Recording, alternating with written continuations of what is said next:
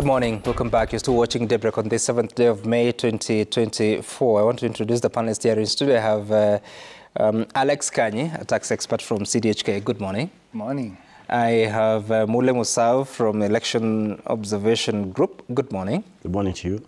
Diana Gishengo is the National Coordinator at the TISA, the Institute of Social Accountability. Good morning. Good morning, sir. And I have Franklin Mukwanja from CMD. Good morning. Good morning, sir. Center for Multi-Party Democracy. And it's good to see all of you here. This morning, we're waking up to the main stories. The front page of the Daily Nation, Raila's dilemma in race for top AU. Azimio leader Raila Odinga is in a difficult position in as far as his quest for the post of African Union Commission chairperson is concerned.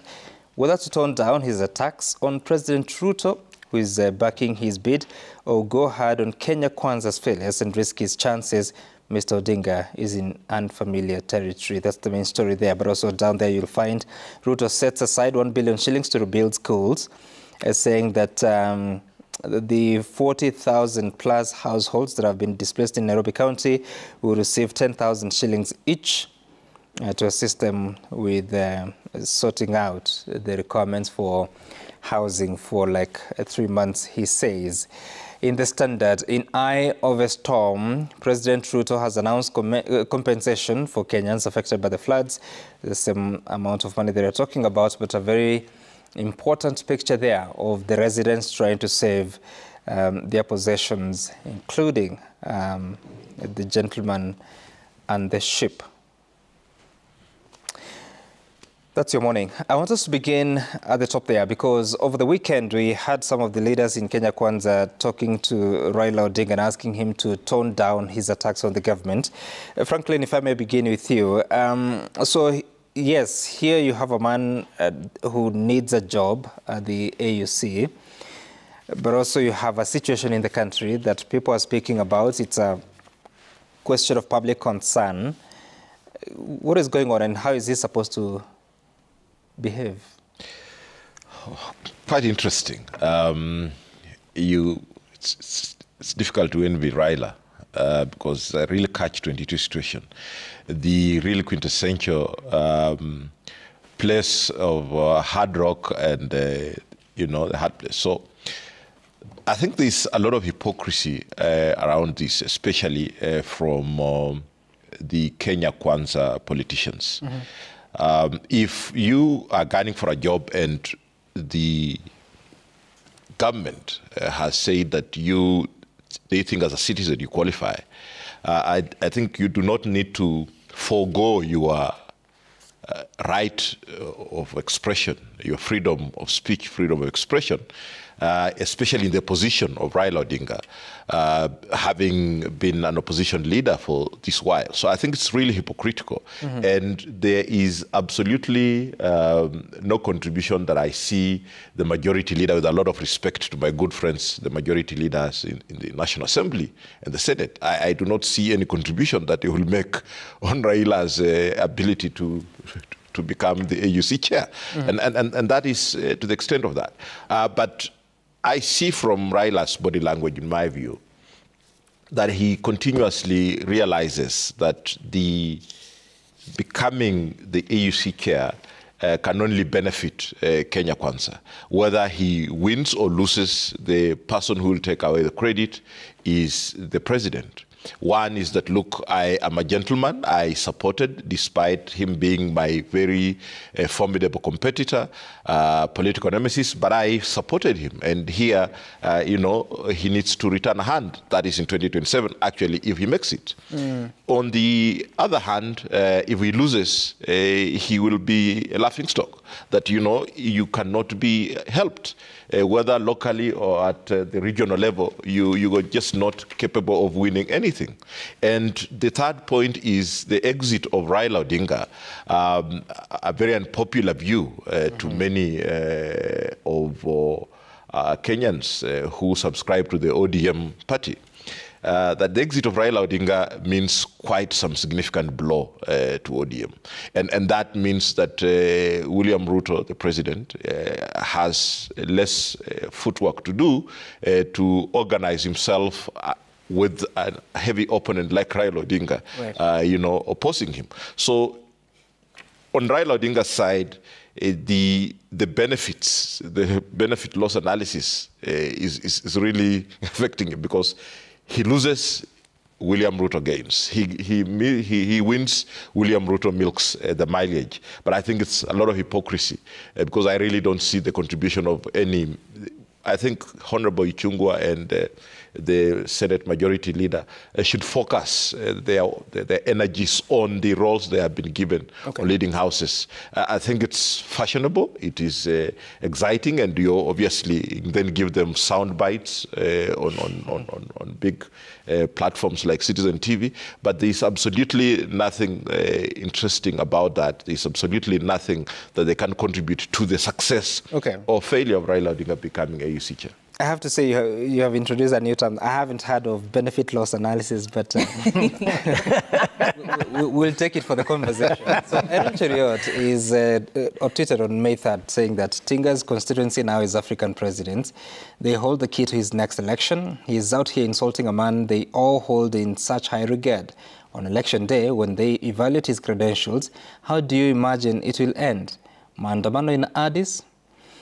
Diana, what are you dealing with here? And he says that the leaders of majority, there's nothing they can contribute to the election of Raila Odinga. But what are we dealing with here? Because there are concerns, and people have said that the flood response may not have been done in a timely manner, but also there has been concerns that it should actually be declared a national disaster. I don't know what that means, and what it will facilitate that it's not being done now. Your thoughts? Which one? The national disaster, Raila? The reactions are because of what Raila Odinga said about the response to the national disaster. First, let me say that it is very good that Raila spoke his truth. I don't know what mountains the people of Mukuru were supposed to move to, other than maybe occupy the house on the hill. And it has not been opened up for occupation to the people who need it. So one, definitely his bid for AU is something that is driven by diplomacy, but he himself is a statesman and with his own standing. And he is vying on a Kenyan candidature for the East African region. So therefore, he has to balance very many things. But he has been known back home for speaking certain truth. And allow me, Sam, to compare what Raila did to what the journalist Larry is being accused of. Again, an international journalist who is also a Kenyan and is concerned as an active citizen. I don't think there is anything there is no position you can ever hold that takes away your role as an active citizen. At any given point, I should still be able to question the things that I expect of government as a taxpayer, as somebody who is a citizen, a nation of Kenya. The handling of the floods, particularly the last 2 weeks, has been a bit underwhelming. I'm not sure they were as prepared. The response that was announced yesterday, much better when we see government thinking proactively about the resources they have, KDF, NYS, deploying people in different places, mapping deliberately where there are likely, there's likelihood of high distraction and so on. That should have happened a long time ago, because the weatherman or woman told them last year that we would be facing this catastrophe. For us to be seeing people having hiccups over what to announce, whether children go to school or not, surely that is not a government that shows preparedness. And maybe some of us do not have audience like Raila does, but then when he must speak, it is because of the place he holds in society. It is very commendable. And I think what we should be seeing from the leader of majority is leadership that shows Parliament is providing the right oversight during this period. When the president spoke, all he did was say he will urge parliamentarians to use CDF to reconstruct classrooms of schools that have been destroyed. At this point, Parliament, as they are being recalled to discuss, and you know they're just being recalled to discuss the impeachment of Linturi, as opposed to the response to the current crisis. Again, a question of priorities. And should all energy go towards a statement of accountability that has been raised by Raila, or should the leader of majority and other leaders within Kenya Kwanza be going to support government with the needed representation of people who have been affected by floods? I am hoping the supplementary budget that they are bringing towards the end of the year is a response to what we will do to overcome the havoc that has been caused by the current disaster that we are facing. Right. Yeah. And the nation is citing Raila Odinga as saying that during our protests, that is Azimio Coalition, they claimed we were making it difficult for them to deliver their promises. It is now 1 year down the line and they have nothing to show. Even if they are given 10 years, Dr. Ruto will do nothing. Of course, he used a different word that I don't want to say here. They were warned early enough about the coming rains, but did nothing to put in place contingency measures and are now telling people to move to higher grounds. Where are those higher grounds? These are people sleeping on the job. That is what Raila Odinga said, alongside many other things that have the people in Kenya Kwanza raising questions as to his commitment to getting the support to become the AUC chair. But Musau, even then, there's that expectation that beyond people taking part in an election, they would remain as active participants in even how their country is governed. How do you balance those two? Do you even need to balance anyway? But also, then what is government supposed to be doing when such voices are being raised? You know, first I was looking at the picture behind you of a house which is swamped by water.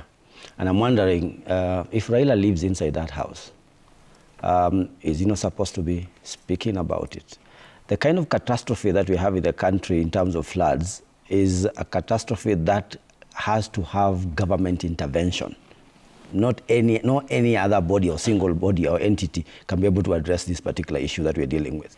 So back to the point that Diana was making about active citizenry.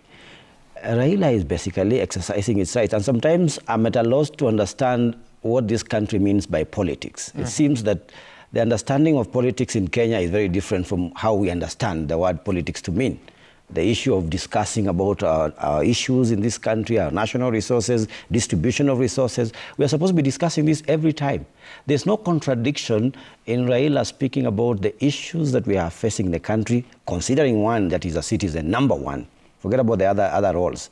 And number two, that he's a leader that is expected to be able to voice out his opinion, give out his opinion in terms of what is happening across the country. So if Diana already is feeling that there is an underwhelming performance by the government, and Frank is also concerned, and we are all concerned, we are all coming from places where we have to wed. I think Noah's dhow, it's called the Safina, is making a lot of sense now to most of us, that perhaps we could have prepared ourselves very hard to have all these things on the side.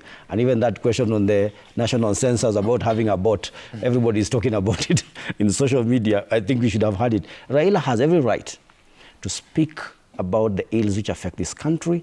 There is no contradiction between, in fact, the example I had in my mind was in that house. So Raila has applied for a job.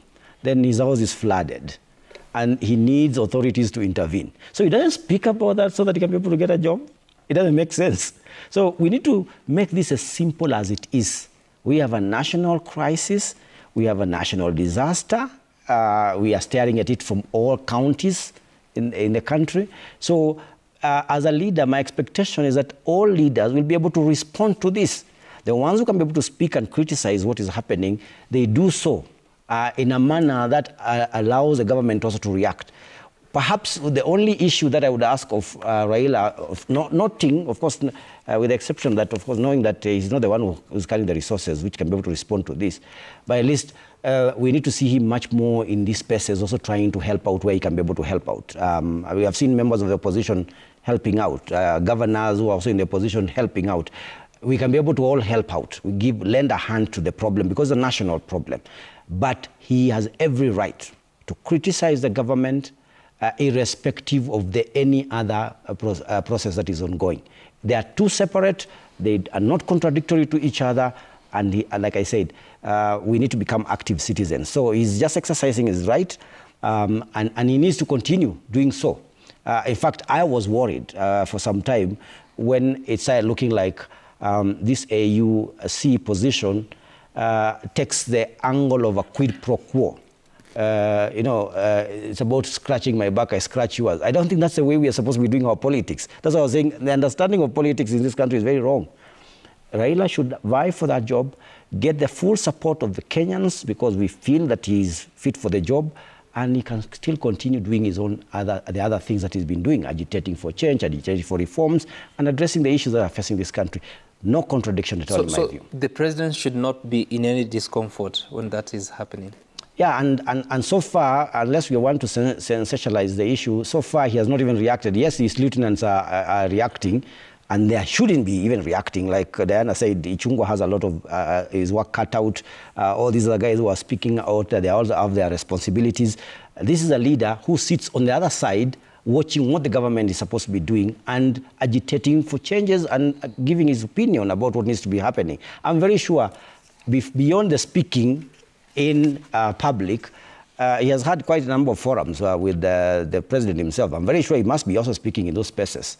So I don't think it's an issue that needs to ruffle the political feathers of this country. All right. And Alex, what is your take on the response that we've seen so far? Yes, they were late, especially when the flooding situation began, and then it got worse with the events in Murang'a as well as Mai Mahiu, a landslide in Murang'a, the destruction that we saw in Mai Mahiu. Now, thereafter, that's when you saw the government coming up and declaring some areas to be camps to house the displaced. What is your view about the response you're seeing? I don't think it is satisfactory, but let's begin with this story of whether Raila should speak or not. This thing is not about Raila or Ruto. This thing is about the 229 lives as at yesterday that we've lost. It's about property that has been destroyed. It's about thousands that have been displaced. It's about crops that were perhaps given the fertilizer from the government that will certainly not result to food in this country. So it's a bigger issue than our opposition leader or the president. And to your question about the response, then it should be addressed to the people who woke up very early to put this government in place. Yeah? And there were songs that were being sung around waking up early to vote in my mother tongue. And as I was driving this morning, I was wondering, we keep on saying the early bird catches the worm. And you have to wonder whether in this case who was the worm and whether they're being eaten. Well catched. So, so it's time that the response is focused on assisting those who are in need, especially the families who have been affected by the floods. I think the government called it early. Yeah, the government called it early when there was this debate with the guys from the Met guys, with some people saying, call it El Nino, don't call it El Nino. At some point, they called it El Nino. But when you compare the rains that time vis-a-vis what we have, it looks like we're in a much worse situation. Right. But I think when they called it El Nino the first time, it unlocked some certain level of funds. And then the government is at a problematic situation because should we call it again a disaster and an El Nino? And where do we get the money from a budgeting perspective? If we don't have the money and we call it El Nino, what funds are we trying to unlock? That being said, it's never too late. It's never too late. Let's try and support where we can. I think the government is there asking even normal Kenyans to participate in some funds drive like we've done before so that we're able to assist our brothers and sisters wherever they are. So that even as we wait for the government, at least if your neighbor, for example, doesn't have shelter because their mattresses, for example, got wet, perhaps you could help. Start there as we wait for a proper response. from the government. Because now if we were to look up to the opposition leader, he's facing quite a challenge because he wants to run for the AU chair. He wants support from the government. We haven't spoken about NADCO report, Office of the Official Opposition. There's some things that they bargained for in that particular report. So he's in a problematic situation. He can't just be the same person that we had before all these things came to be. Yeah. Very interesting. I was waiting for the conclusion of the story of the early bird and the worm.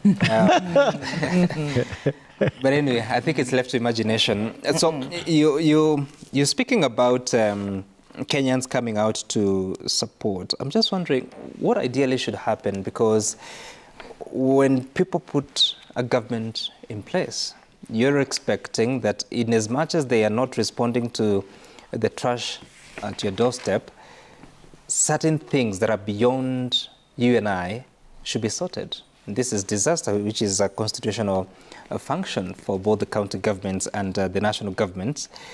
What are you dealing with here, such that you have now to go back to almost fundraising, but at a bigger scale? It's basically lack of funds. And the challenge that the government, I think, is going through. You have your doctors demanding monies. You have your Eurobond, even though they say they already have the money coming up next month. You have your shortfall in terms of tax revenue. I was just looking at the statement of actual revenues and net exchequer issues that was published on the 29th of February, with the government only having raised about 1.3 trillion in terms of tax revenue vis-a-vis a target of 2.4 trillion. And that is February. We only have 4 months, and we are like halfway in terms of our revenue. So where is the money coming from? I think that's, to me, is the biggest challenge. And so, Musa, what are Kenyans supposed to do? In terms of, I think the first reaction is what my brother speaks about in terms of the first response for Kenyans is to help where they can be able to help, those who can help. Now, the biggest problem is for those Kenyans, and you're talking about quite a number of people who have been displaced. You know, sometimes in this country, you know that we always have a problem with the official figures. We get the official figures, 229 official figures. Was it over 70,000 displaced? Was that around that number? We always say there must be more than that, because they're not speaking about each and every person out there. So I think it is important for an active citizen to start taking steps from where they are. I know, for instance, because I'm coming from a place where we have a problem with one of the roads which is nearly been washed away, that as citizens we've been contributing money to ensure that we repair the road, even as the authorities prepare themselves, as they prepare to respond. We've been contributing nearly every week. For the last 3 weeks, we've been having money which is being channeled to those residents' associations to repair certain sections. And every time you do it, it gets washed away because the floods are still raging. So I think the citizens from where you are, my brother's talked about where you can be able to assist. I know a number of people who are now living with the families, other families in their houses. So those are responses. If there's a funds drive to assist nationwide, I mean, we've done this before. So long as we are clear where the funds are going to go, then Kenyans should be able to make a contribution. But more importantly is that we also need to call out our authorities. The county governments, the national government, they have to be called out. They have the best abilities and the capacity to be able to respond to this crisis. I think the question, I know my brother is talking about the issue of shortages, that the government is running out of funds, but I think one of the issues around this issue of calling out for a national disaster, as much as the government is trying to respond as best as it could under the circumstances, one of the other options is that international aid is sought. The only problem with that is maybe from a fiscal point of view, some of it could come in as, and again, other loans, and you don't want to indebt yourself further. So I think that all those calculations that the government is doing, but what should the people do? Those are the responses, but call out on the authorities, seek them out, write petitions, memorandum. We need to have them active and engaged in the crisis that we're having. Right. And Dara, you spoke about the ill preparedness of the authorities, especially in the crisis that we face today. But also, how then do we make use of the early warnings, and how do we, because we have agencies that are supposed to be dealing with this, and they're paid for by the taxpayers. We have institutions, if you're talking about parliament, to represent the interest of the people. So when they are not delivering as per expectation, what should Kenyans do then? Kenyans must go back to remembering that they are the sovereigns. And I think we are always pushed, and it's always admirable to look at the humanitarian and the Utu spirit of the Kenyan people. I think all across all mosques, churches in Kenya, people are already doing funds drive. But that's not the ultimate responsibility. We have a government in place to look out for the interest of Kenyans, to plan in advance. I think if you look at the levels of infrastructure we have when it comes to doing scientific research, El Nino, and so on, and if you recall what happened, the person who even said we had an El Nino was mocked. We resulted, instead of going to map all these bridges, all these cleavages, clearing the blockage that has caused the tragedy in Mai Mahiu, we resorted to prayers against scientific evidence. Parliament must call people to start giving us answers. By the time Mathare happens, day 1, day 2, day 3, then we need answers, and urgent answers at that. And the answer cannot be that we are broke. When lives are being lost, we have no obligation whatsoever to run and pay a Eurobond, to keep saving money for a Eurobond, because we must look good internationally. Well, in Kenya, we need to secure people's lives. There are people who right now are still in public hospitals without doctors, suffering from pneumonia because they were exposed for 10 days before they could be rescued. Which part of this country is this that our Kenya Defense Forces cannot get to for a solid 10 days to rescue a Kenyan citizen? The members of parliament in that area have failed us. And as Kenyans, not just petitions, beyond this, I think we must map all this. And we've not even understood the magnitude of what has happened.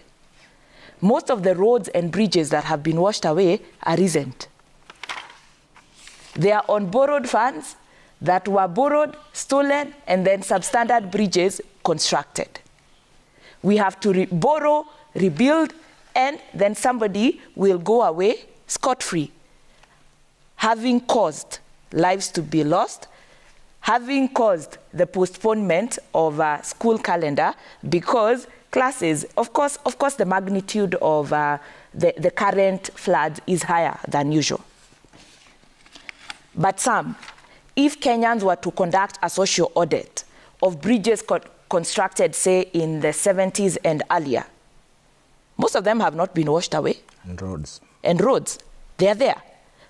How comes the recent ones are the ones that have been washed away by these floods? What does that say about the institutions that we have that ought to ensure that certain standards are met? We should be fixing a few drainages. Now we have to set aside so much money for reconstruction of schools, and we'll begin with the ones where we can see. We always start with the metropolitan. The ones that are in the margins will continue. Most probably they'll be told aggregate and now go to one school and study together, and we'll continue pushing them further behind. And during this period, I have been icked by something in the Daily Nation where the president says the government has donated 1 billion. Donated to Kenyans. The government has donated 1 billion to Kenyans who are facing disaster. As who? From where? It is our tax. Unless we are donating to a country outside our jurisdiction, all that government is doing is disbursing the needed obligation of funds. And some, I hope this cabinet secretary and MPs won't wash the media with photos of them giving donations or distributing relief. We need to see them answering question, every single ministry. How prepared were you for this disaster? How did you plan for it? If they come and the answer and the question is finally financing, let Treasury answer. But for now, accountability should be at the forefront. We excuse these people too much. We make them too comfortable. Remember, they always go after the crisis. They wear gumboots, they wade nicely, and they take photos. Their places are secured. Nowadays, I'm even irritated. I think there was a day, Upper Hill, they wanted the roads cleared for them. And I was wondering, where are they here? I wish we were even clearing way for them to go to my Mahiu. You get?